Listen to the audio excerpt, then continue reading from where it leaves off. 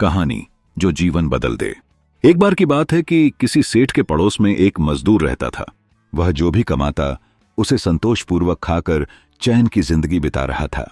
उसकी जिंदगी में न कोई बड़ी चिंता थी, न कोई भोग विलास। वह दिन भर कड़ी मेहनत करता और शाम को आराम से अपने बच्चों के साथ मस्ती करता। सेठानी अपने विशाल भवन से झांककर मजदूर परिवार की मस्ती देखती रहती और पति को उलाहना देती। तुम तो कोल्हू के बैल की तरह पिलते रहते हो, तुम्हें कभी न चैन, न फुर्सत, न खुशी, न मस्ती।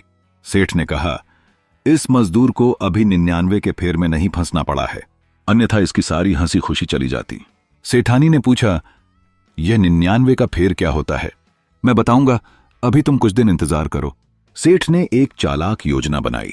फिर एक रात्रि को सेठ ने एक पोटली रुपयों की बांधकर चुपके से मजदूर के आंगन में फेंक दी, जिससे वह पैसे की माया को जान सके।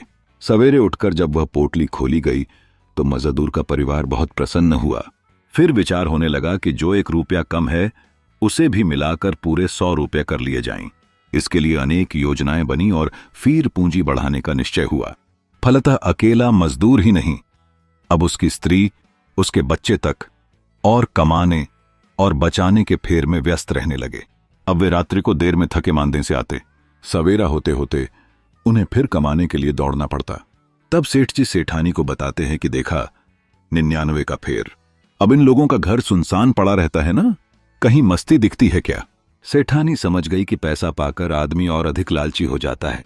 सेठ ने धीरे धीरे सेठानी को समझाया कि देखा, पैसे के पीछे भागने के चक्कर में कैसे यह परिवार नष्ट हो रहा है। अब उनकी जिंदगी में मस्ती नहीं है, न आराम।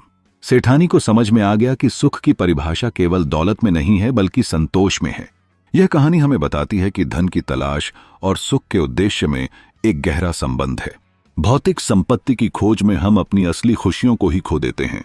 इसलिए हमें यह याद रखना चाहिए कि जीवन में खुशी का मूल धन दौलत में नहीं है, बल्कि अपने प्रियजनों के साथ बिताए गए समय, संतोष और सच्चे रिश्तों में है। बस जरूरत है अपने दृष्टिकोण को बदलने की और वर्तमान में ही जीवन के असली सुखों का जश्न मनाने की। यह कहानी अखंड ज्योति अंक मार्च 1995 से उद्धृत है।